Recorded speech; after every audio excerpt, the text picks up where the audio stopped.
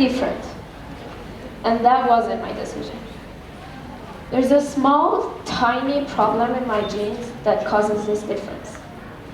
Well, to be honest, it's not a serious or fatal problem, but to me, it's like an unavoidable accident that should have never happened.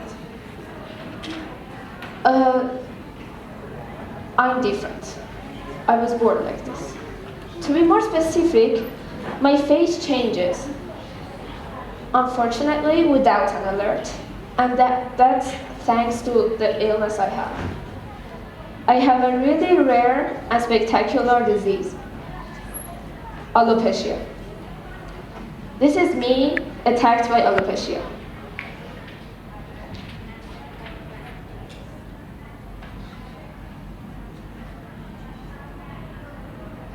Alopecia is an autoimmune disease in which the white cells attack the hair follicles. The underlying mechanism involves the failure by body to recognize its own cells that causes the destruction of the hair follicles. It has no known age, race, or ethnic preponderance, and in contrast to other autoimmune diseases, it does not sustain permanent injury, and it maintains its potential to regrow hair. Although many treatments are available, there is still no cure. My mom used to call me the 100-faced girl, because every time I lost my hair, my face changed. And as you saw, there are just a few pictures of me in which I'm balding, like maybe 4 or 5, and that's all from my childhood, because since then I was afraid. I was afraid of people finding out my difference. So I destroyed every existent evidence that showed my baldness. It was natural for people to think I had cancer because I was bald. But I didn't want that. I didn't want people's pity for me. I didn't want people to look at me like I was going to die tomorrow. So I was treated like this by people, and so from that time, every time I lost my hair, I wore a wig because I wanted to hide my difference. The truth is, people are scared of norm breakers. They want everyone to be like each other. They think difference is dangerous. So from that time, I had to face another problem. I got social anxiety disorder, also known as social phobia.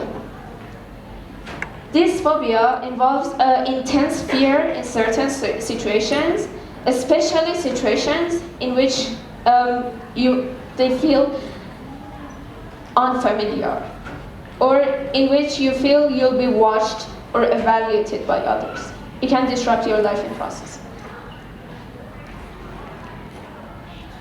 3 or 4 years ago, I lost my hair again for the third or fourth time. And after a lot of crying, shouting, and frustrating my parents, we went to a wig shop. I used to have short and brown hair, but the wig we bought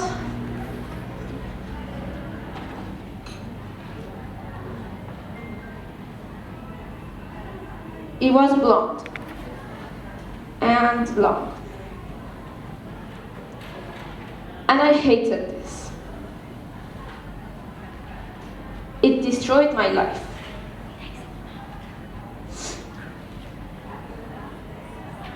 So the day after the holidays, I went to school and everyone watched me like I was an alien.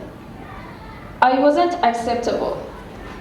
Like, it was very irritating because my friends, they could recognize me in that wig, but they couldn't accept that I'm the same old me I used to be. I was not acceptable. So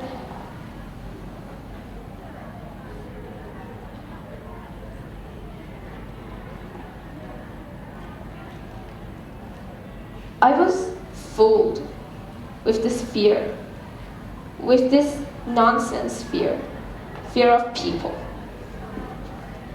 And then I started thinking, and I changed. I thought, I had a lot of arguments with myself. Why people have so much control on me? So I changed. Last summer, I saw a video that made me think about myself. It said, we think we know what everyone is going through, but the truth is, we have no idea. When people make you feel like you're not good enough, you're allowing them to do that. At that time, I felt broken, useless, not normal. And when I went to school, my friends kept asking me questions that I didn't know the answer. For example, they asked me, have you dyed your hair? Or how did it grow so fast? I gave them an answer. Actually, I made up some. Like I said, I went to a sunny city and for vacation, and it affected my hair, and my hair went blonde because of the sun.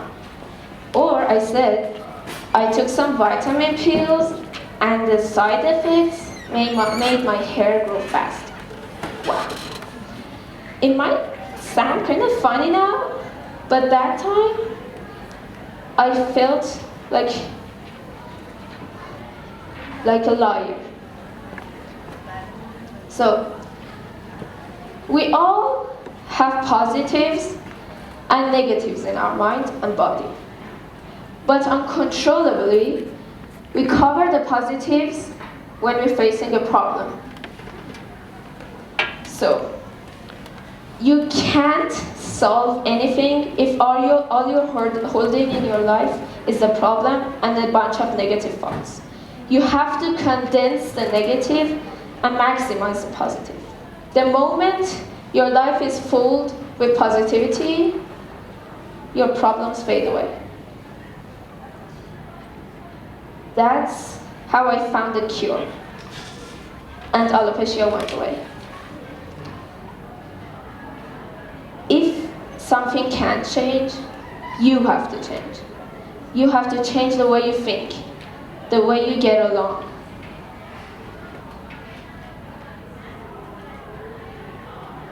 The only thing you have to do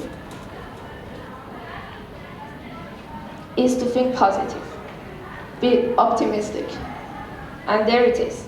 There's a cure. You find a solution for a problem that doesn't have one, and you do it all with your mind. My wig had been my biggest and darkest enemy for 4 years, but it's my best friend now, because every time I see it, it reminds me of the negativity I left behind and the positivity I'm living with now. It reminds me of the cure I found, and it reminds me to say, thank you, alopecia. I owe you my life.